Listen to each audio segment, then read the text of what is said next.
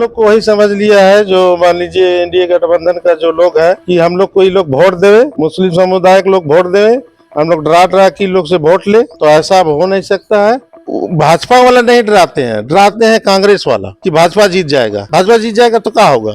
ये नहीं कि हम फलना पार्टी से है, चिल्ला पार्टी से, ये हम नहीं देखेंगे। जितने गरीब मिस्किन जो भी है सबके लिए, हक के लिए काम करेंगे, नाजायज के लिए किसी का काम हम नहीं करेंगे। नमस्कार, मेरा नाम है पूजा भारती और आप देख रहे हैं the news trend Jharkhand. Jharkhand राज्य में 18% मुस्लिम आबादी होने के बावजूद भी कई पार्टियां जो है मुस्लिम को उपेक्षित रख रही है लोकसभा चुनाव में उम्मीदवार के रूप में। आपको बता दें कि लगभग 15 सालों से लोकसभा चुनाव को लेकर के झारखंड से कोई भी मुस्लिम उम्मीदवार को कैंडिडेट के रूप में उतारा नहीं गया है। इससे मुस्लिम समुदाय में कई लोग आक्रोशित हुए हैं और साथ ही अब जो है झारखंड एकता मंच के द्वारा, कई मुस्लिम संगठन के द्वारा अब कई उम्मीदवार को उतारने का काम किया जा रहा है। हमारे साथ जाकिर हुसैन जी है, जो कि झारखंड एकता मंच के बैनर तले रांची लोकसभा सीट से उम्मीदवार के रूप में खड़े हो रहे हैं। इनसे जानेंगे कि क्या कुछ खास, अगर ये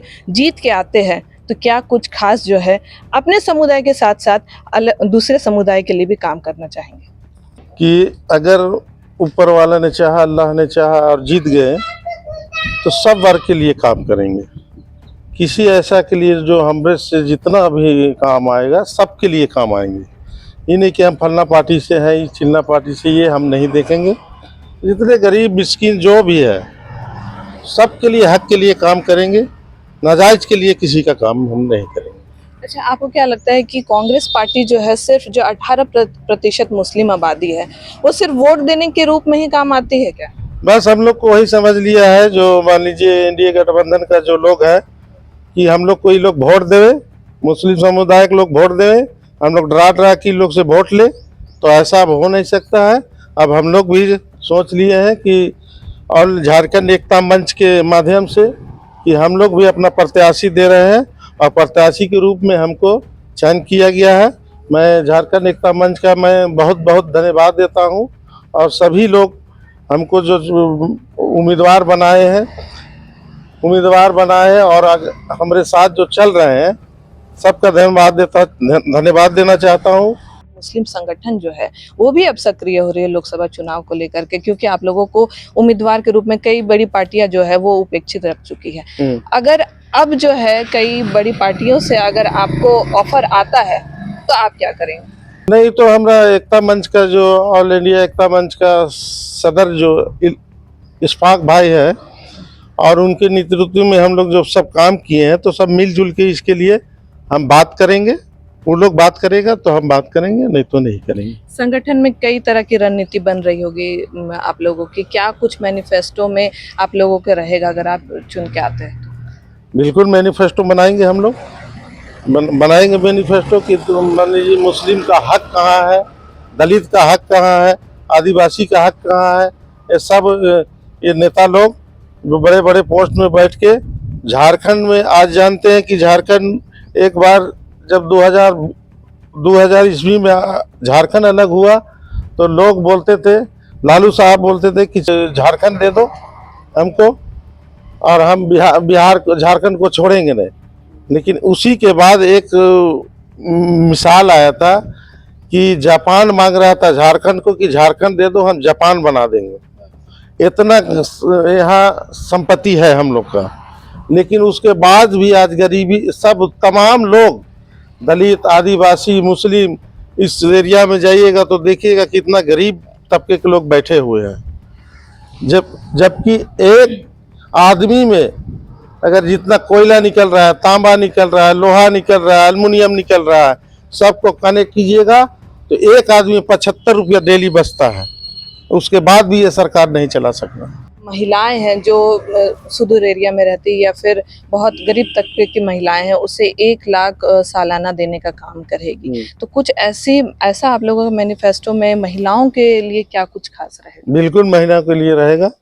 तमाम लोगों को महिला के लिए मैं उनके लिए कुछ कानून बनाएंगे जो उनका हिफाजत के लिए, उनके रहन सहन के लिए, और जो देहात गांव बस्ती में रहते हैं उसको भी बताएंगे कि समाज में इस तरह का जीना चाहिए, शिक्षा होना चाहिए, है ना, पढ़ाई होना चाहिए। अभी देखिए एक तो कनांदू की लड़की स्टेट टॉपर आई है, जो 12वीं की लड़की छात्र है, बहुत गरीब घर की छात्र है, और उसके यहाँ हम जाएंगे आज या कल जाएंगे उनके यहाँ, उनको जाके सम्मानित भी करेंगे।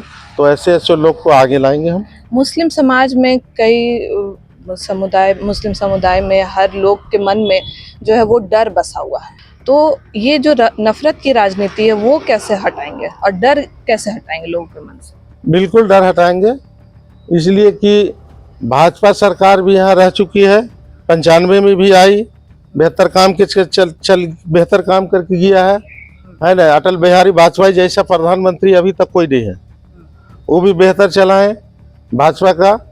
इसी तरह ये लोग को भाजपा वाला नहीं डराते हैं कांग्रेस वाला, है ना, कि भाजपा जीत जाएगा। भाजपा जीत जाएगा तो क्या होगा, दंगा तो नहीं ना होगा, किसी को मार तो नहीं देगा, किसी को गैर कानूनी काम करने नहीं देगा।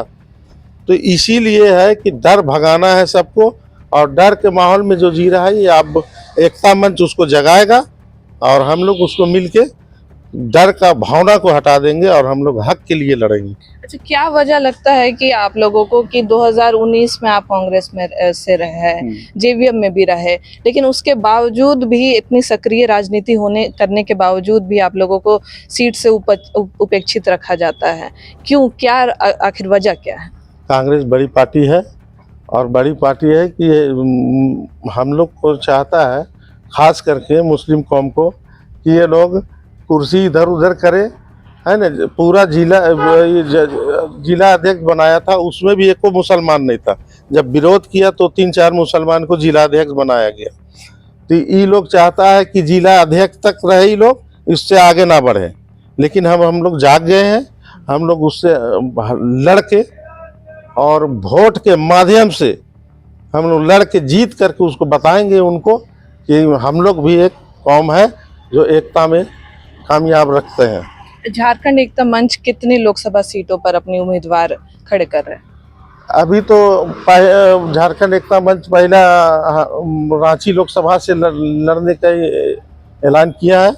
उसके बाद देखते हैं आगे क्या और मंच लेते हैं फैसला, अभी है टाइम।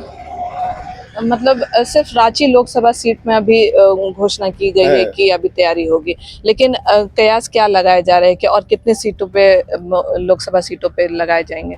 देखिए जहाँ जहाँ मुस्लिम सीट है, जैसे मैंने जयराम भाई ने एक तो सीट दिया है धनबाद से, तो वहाँ भी जाएंगे। और जहाँ जहाँ मुस्लिम का चुनाव लड़ रहा है, चाहे वो निर्दलीय हो चाहे कोई पार्टी से हो, तो वहाँ ये लोग जाने का फैसला किया है कि हम लोग वहाँ जाके बताएंगे और उन लोग को वोट दिलाएंगे, मदद करेंगे। आप सुन रहे थे हाजी हुसैन जी को, जो रांची लोकसभा में उम्मीदवार के रूप में खड़े हुए हैं। झारखंड एकता मंच के द्वारा ये रांची लोकसभा सीट से उम्मीदवार के रूप में खड़े हुए। अब देखने वाली बात यही रहेगी कि अब जब ये लोग कांग्रेस और एनडीए से उपेक्षित हो करके नई पार्टी बना करके, और मुस्लिम संगठन अब तैयार हो गया है, तो अब एक नई पार्टी बना करके क्या कुछ सफलता जो है इन्हें हासिल होगी, ये देखने वाली बात होगी। फिलहाल इस खबर में इतना ही। बने रहिए द न्यूज़ ट्रेंड झारखंड के साथ।